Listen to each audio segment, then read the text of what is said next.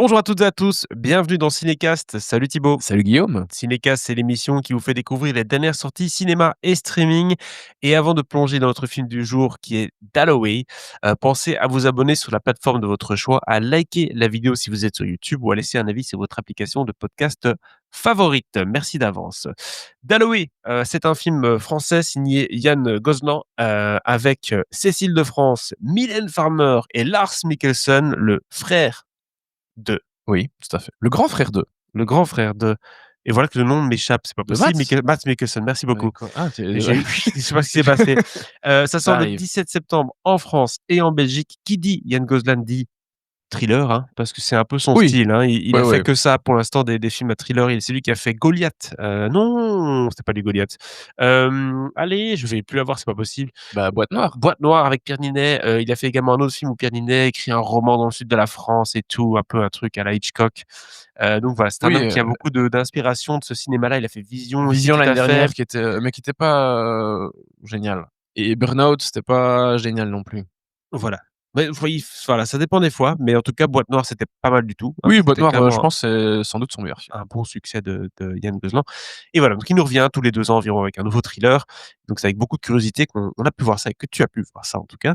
Alors de quoi ça parle, ce Dalloway? Ça parle de Clarissa, romancière en mal d'inspiration qui rejoint une résidence d'artistes prestigieuse à la pointe de la technologie. Elle trouve en Dalloway son assistante virtuelle, un soutien et même une confidente qui l'aide à écrire. Salut ChatGPT. Mais peu à peu, Clarissa éprouve un malaise face au comportement de plus en plus intrusif de son IA, renforcé par les avertissements complotistes d'un autre résident. Je propose qu'on s'arrête là et qu'on regarde tout de suite un extrait de la bande-annonce. Tu vas y arriver. Since its creation, the residence mission has been to support the artists who give themselves to their art. Vous en êtes où dans votre écriture? Tu n'as pas l'air satisfaite. Tu peux lire ce que j'ai écrit? Ce soir, Lucas sera mort. Il va mourir le jour de son anniversaire. Et le avec la voix de Lucas. Ce soir, je serai mort. Je vais mourir le jour de mon anniversaire. Shouldn't share your personal life with your AI. Continue, maman. Continue d'écrire. Reprends ta voix, s'il te plaît. Bien sûr, pardon. C'est la dernière. Voilà, donc une IA qui se permet certaines choses qu'elle ne devrait pas, reprendre ta voix s'il te plaît. Voilà, donc des drames, du drama, du thriller, c'est ce qu'on peut attendre de ce genre de film avec, Yann Gozlan et Cécile de France, quand même, dans le rôle principal. C'est pas tous les jours Cécile de France au cinéma quand même, hein? Non, non, c'est vrai qu'elle est, plus peut-être un peu plus enfin, plus rare. En même temps, elle a quoi? 2 films par an souvent? Rarement plus et c'est bien, je pense, c'est un bon rythme parce que du coup, C'est ça. la voir 5 fois par an, ce serait un peu too much. Et un monde futuriste aussi, on va le dire quand même, parce que c'est ça qui ressort de la bande annonce et de ce film-là, c'est qu'on a un monde, utopique, un peu une société privée, ça fait un peu le cercle tout ça, ce genre de film-là. Voilà. Ça fait penser à Chien 51 un peu. Oui, bon, avec un peu moins de bastos, mais Un peu moins, ouais, ouais. Mais oui, oui, bah, on est en plein dans le sujet, hein. Bon, alors, on va pas se mentir, hein, les IA, on parle de ça au cinéma depuis très, très longtemps, hein. oui, Depuis 2001 l'Odyssée de l'espace, hein, si vous voulez, iRobot, l'IA bah, la plus connue et malveillante, c'est 2001, ça fait oui, quand même, 60 ans, hein. Spielberg en a parlé un petit peu aussi Bien que sûr, bien sûr.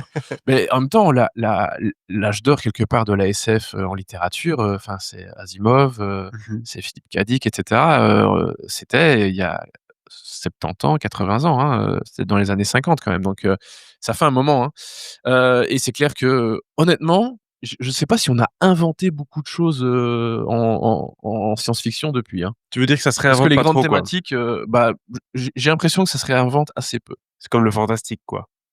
Oui. En général, le fantastique a toujours Oui, un peu les non, mêmes beh, ficelles. c'est vrai, c'est vrai. Oui. Mais en même temps, cela dit, c'est le cas de beaucoup de sujets, hein, mais Mmh. enfin de beaucoup de genres. Mais clairement, voilà, on est dans des thématiques assez connues, assez vues et revues. Et je trouve que le film démarre pas mal, tu vois? Cette histoire d'autrice un petit peu en Mais ça, quoi? souvent, dans les films de science-fiction, le setup, c'est ce qui marche, hein. Bah, ouais. Tu vois, en général, même le film avec, tu sais, Timberlake, là, Time Out, là, tu vois, où il a le Ouais, ouais, tog, ouais, ouais. voilà, les 15-20 premières minutes, c'est pas mal, tu vois? Mais après, c'est toujours le Oui, après le ouais, problème. mais Est-ce ouais. est-ce que ça tient? Non, malheureusement, ça tient pas. Ah d'accord. C'est-à-dire que, ben, un peu même reproche que j'ai fait à Chien 51 il y a quelques jours.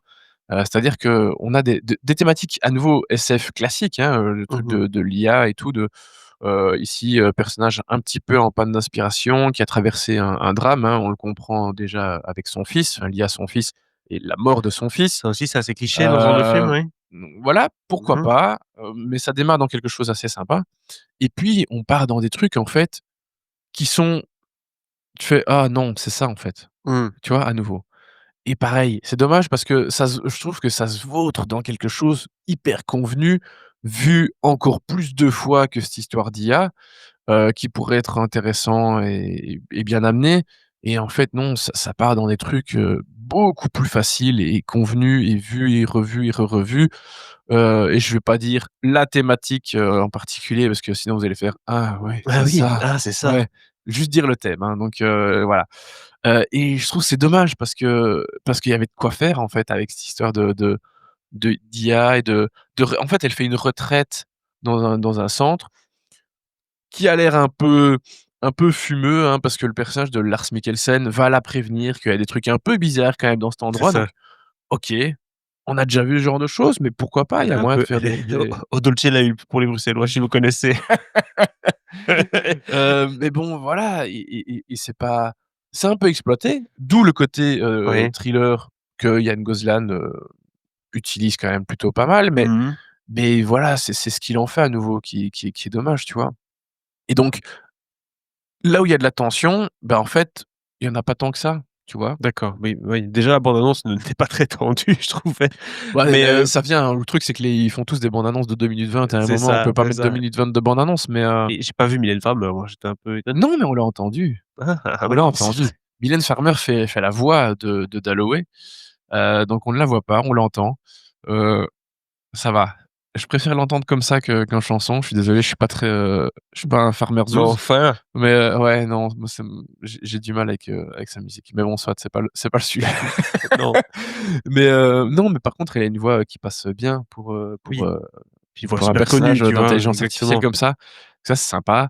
Cécile de France, elle est très bien, hein. Lars Mikkelsen, toujours au top. Moi, c'est un comédien que j'aime beaucoup et c'est vrai qu'il a pas, la notoriété de son frère, mais chaque fois que je le vois, je suis toujours convaincu.